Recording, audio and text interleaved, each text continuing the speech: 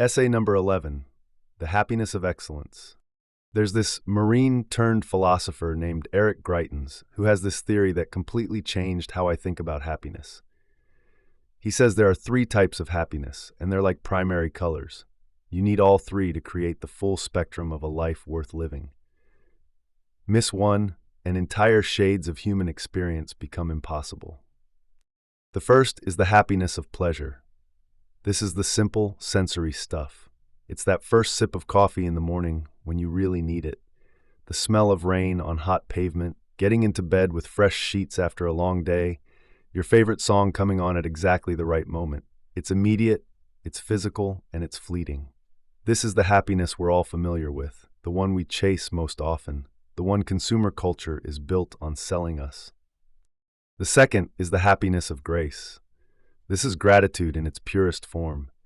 It's rolling over in bed, seeing the person you love sleeping next to you, and whispering thank you to whatever force you believe in.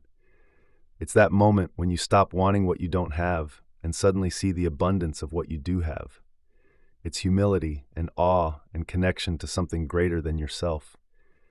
It's not about getting more, it's about recognizing what's already there. But then there's the third type, and this is where things get interesting. The happiness of excellence. This isn't the moment you reach the summit and plant your flag.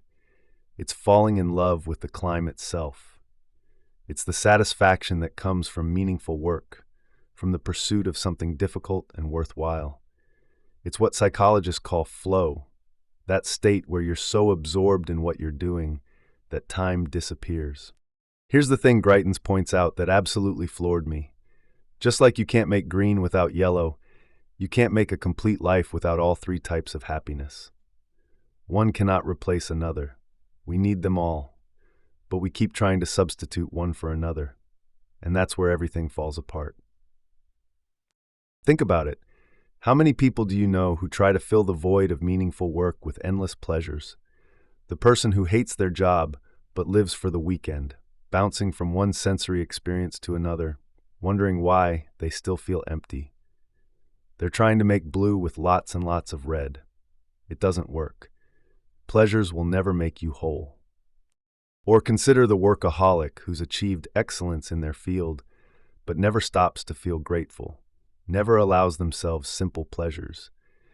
They're painting with a single color and wondering why their life feels monochrome. The happiness of excellence is the one we avoid most because, frankly, it's uncomfortable. There's no immediate reward. Nobody feels amazing during their first week of training for a marathon when their lungs are burning and their legs feel like concrete. Nobody feels brilliant during their first attempts at learning an instrument when every note sounds wrong. The happiness of excellence requires you to be bad at something before you can be good at it. And we hate that. But here's what happens when you stick with it. You develop skill. You begin to see what you're capable of. You start to fall in love not with the destination, but with the journey itself. You discover that the process of becoming is more satisfying than any achievement could ever be.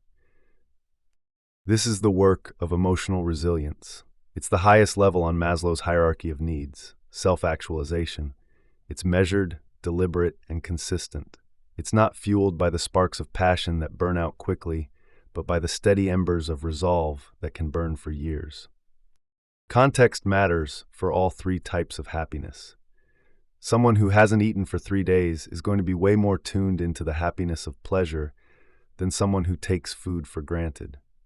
But likewise, someone who's never experienced the deep satisfaction of working towards something meaningful, of developing mastery, of pushing through difficulty to find flow on the other side, they don't even know what they're missing. We say we want to be authors, but we don't want to sit down and write for 4 hours every day. We want to be musicians, but we don't want to practice scales. We want to be fit, but we don't want to show up at the gym when we don't feel like it. We want the identity without the process, the destination without the journey. But here's the secret. The happiness of excellence isn't about accomplishment. It's about identity. It's about who you become in the process. When you commit to excellence in something, anything, you develop a sense of self that permeates everything else in your life. You become someone who can do hard things, someone who doesn't quit when it gets uncomfortable, someone who knows that they can trust themselves to follow through. This is why so many of us feel colorblind to the full spectrum of happiness available to us. We're missing a primary color. We're trying to paint our lives with just pleasure and maybe some gratitude, wondering why everything feels flat and unsatisfying. The happiness of excellence gives you something that pleasure and grace cannot: the knowledge that you are becoming who you want to be. Not who you should be, not who others expect you to be, but who you actually want to be. It's the difference between consuming life and creating it. When you pursue excellence, you're not just building skill, you're building character. You're creating proof for yourself that you can trust your own word, that when you say you're going to do something, you do it, that when things get difficult, you don't quit. This confidence, this self-trust becomes the foundation for everything else in your life. And here's the beautiful part. Once you've tasted the happiness of excellence in one area, you start to see opportunities for it everywhere. The discipline you develop learning an instrument transfers to learning a language. The persistence you build training for a marathon shows up in your career. The patience you cultivate in meditation appears in your relationships. The happiness of excellence is not about being excellent compared to others. It's not about being the best. It's about being engaged in the process of becoming better. It's about having something in your life that requires you to grow, to stretch, to become more than you currently are.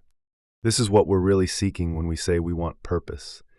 Not some grand cosmic mission, but the simple act of working towards something meaningful. The knowledge that we're not just passing time, but building something, even if that something is just a better version of ourselves. You cannot substitute endless pleasures for meaningful work. You cannot replace discipline with gratitude alone. You cannot achieve lasting satisfaction without all three types of happiness working together. The person who has mastered something difficult appreciates simple pleasures more deeply. The person who practices gratitude finds more meaning in their work. The person who experiences regular pleasure has the energy to pursue excellence. So the question isn't whether you should pursue the happiness of excellence. You must, if you want a complete life. The question is, what will you choose to pursue? What will you commit to becoming excellent at, not for the achievement, but for who you'll become in the process? Because on the other side of that discomfort, that daily practice, that consistent effort, isn't just skill or achievement. It's a completely different relationship with yourself. It's the quiet confidence that comes from knowing you can do hard things. It's the identity of someone who doesn't just dream but does. It's the final primary color that makes every other shade of happiness possible. Without it, you're not just missing out on achievement, you're missing out on the full spectrum of what it means to be human. And that spectrum, that's where life really happens.